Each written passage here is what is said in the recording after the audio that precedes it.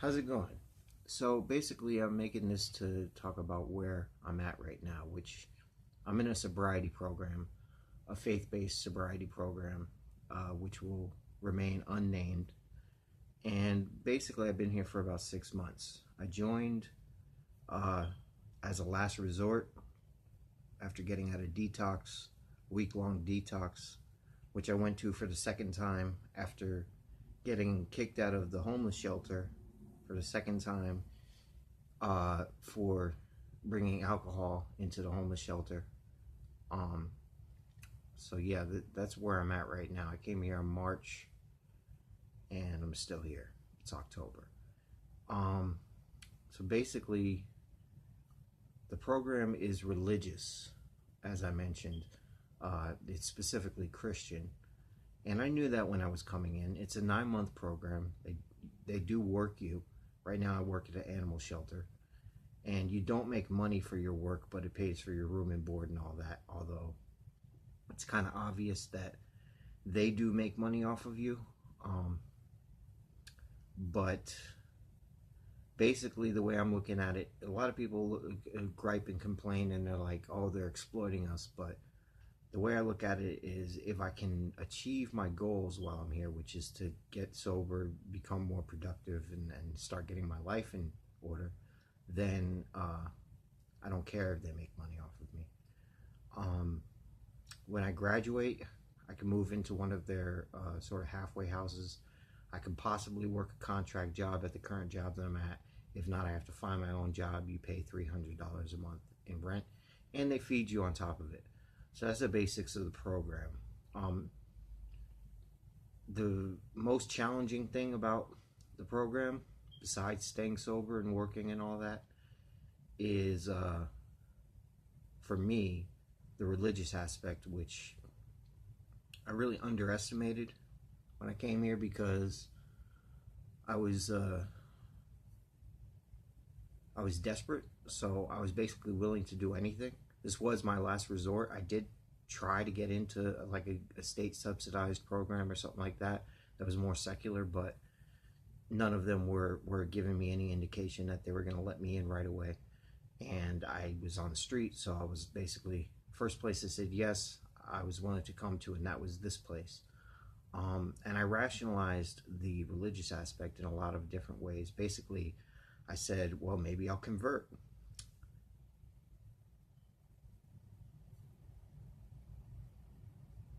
Sorry, I thought maybe I heard something. I'm not supposed to have a phone. But yeah, I thought maybe I'll convert. And I also thought, you know, the AA and the NA and all that is basically kind of religious too. They talk about a higher power and all this, that, and the third. And it had all these rationalizations for it going in. I was just like, I'll go through the motions. It's not going to matter that much as long as I get what I'm coming here for. Um, it was a slight underestimation on my part of the ideological importance of religion to this sort of organization, because I didn't anticipate the fact that basically all their answers come down to religion. So basically, any questions that you have about sobriety, how do I stay sober? How do I do this? If I'm feeling tempted, this, that, and the third, you run into little questions. You run into little situations where you want insight, and their answers are pretty much always just give it to God. You're not here to do your will. You're here to do God's will. A lot of it is, it sort of seems like it's a very popular book to read, and here is Rick Warren's Purpose Driven Life. A lot of it seems sort of based on that, where it's like your purpose is to live God's will, which I'm sure works for people who believe in God. But if you're an atheist and you don't believe in God, it's it's not a satisfactory answer. So I've struggled with that, and sometimes it's like I feel like I don't have answers to those kinds of questions, but I'm just still trying to make it work somehow because this is the path I've chosen, and I'm trying to actually make it come to fruition.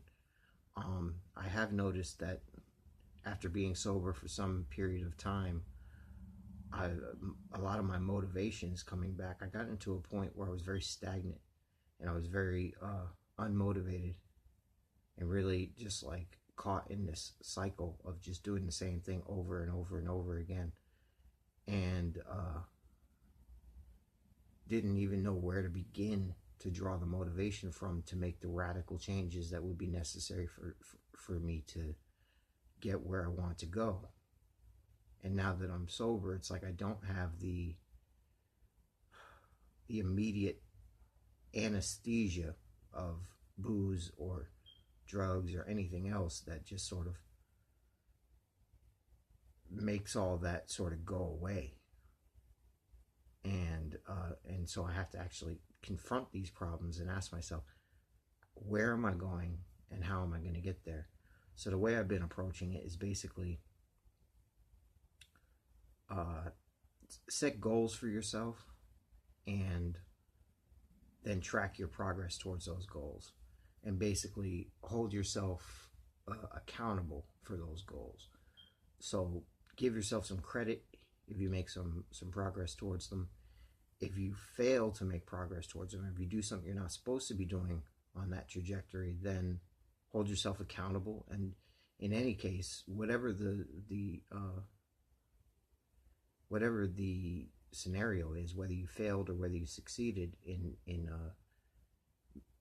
doing what you're supposed to do, use that as further motivation to correct or to further improve your behavior. Because what I've noticed is, I think a big part of getting my motivation back is noticing some progress that I'm making. So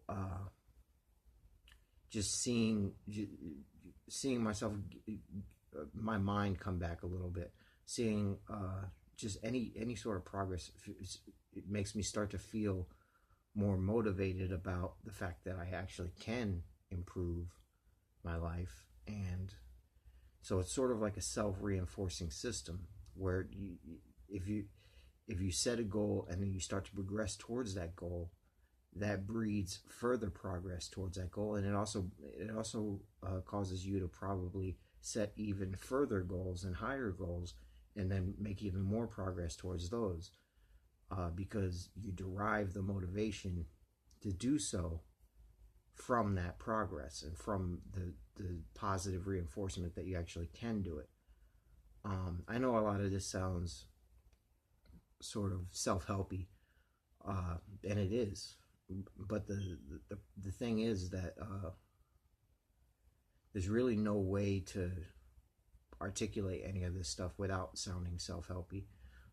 And I think that a lot of people need those self-help messages, even though I used to be the kind of cringe at them as well, because they just sound like obvious truisms. I would challenge you, if you feel that way, ask yourself how closely you actually follow this sort of advice, because it's way easier to comprehend it than it is to actually put it into practice. That's where the sort of the rubber meets the road, and then you can actually test how useful these ideas actually are. And so just like the progress is a self-reinforcing cycle for creating new progress, stagnation is a self-reinforcing cycle for continuing to stagnate, because it sort of saps you of any motivation. When you never see yourself doing anything positive in life, then you lower your expectations for yourself, and you don't fundamentally strive to do anything positive with your life. So basically, another thing to think about that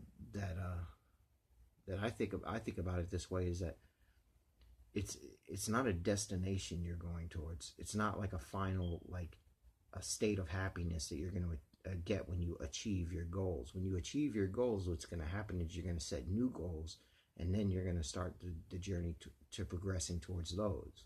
So there's never any destination. It's a continuing process of basically self-improvement, and the positive feelings that you're going to derive from it are when you come to view the process itself as meaningful rather than the destination.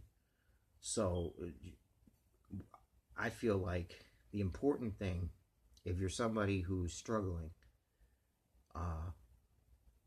and whether it's addiction, regardless of what it is, you probably know at least a few goals that you would like to theoretically achieve, even if you don't feel motivated to achieve them at the moment.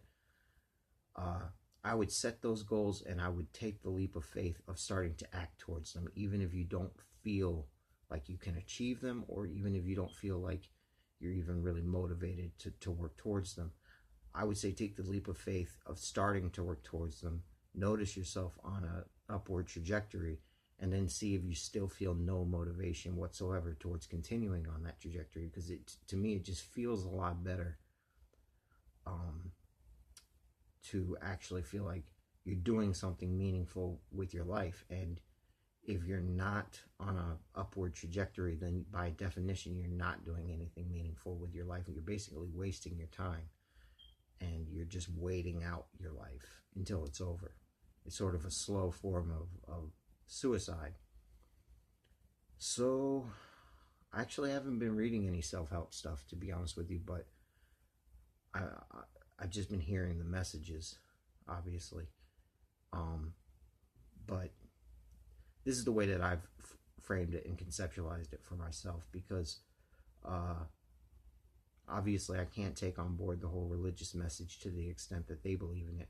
Part of what the radical difference between the way I look at it and the way they look at it is they are big about minimizing your will and maximizing God's will. So basically they're like, you need to get rid of your will. Your will is what got you here. Whereas I feel like, since I don't believe in God, at least not in the personal way that they do, that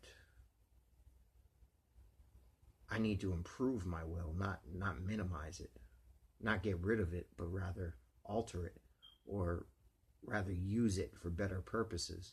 And I think that that's fundamentally what I've lacked, in the past, is I've known what the right thing to do is, and I just haven't done it.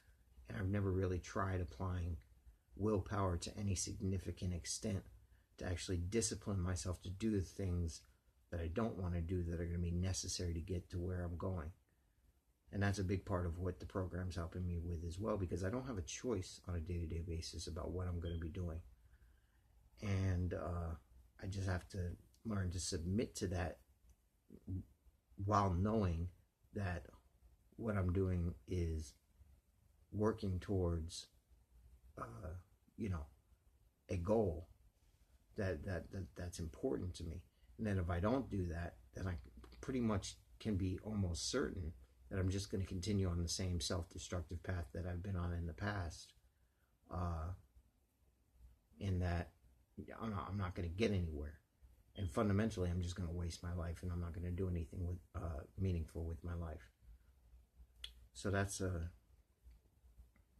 basically where I'm at with sobriety and religion and being in a cult.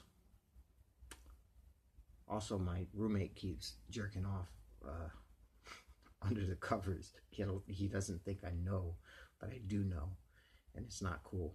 It's seriously not cool, but I don't know what to say. I don't know how to approach him about it, because he's mentally unstable. And yeah, so that's another situation that's going on as well. But yeah, I'll leave it at that. I see I'm almost at 15 minutes. So I guess, long story short, set a goal, and then take the leap of faith to start making some concrete actions in working towards that goal, and then see how you feel when you notice that progress. That would be my main takeaway message.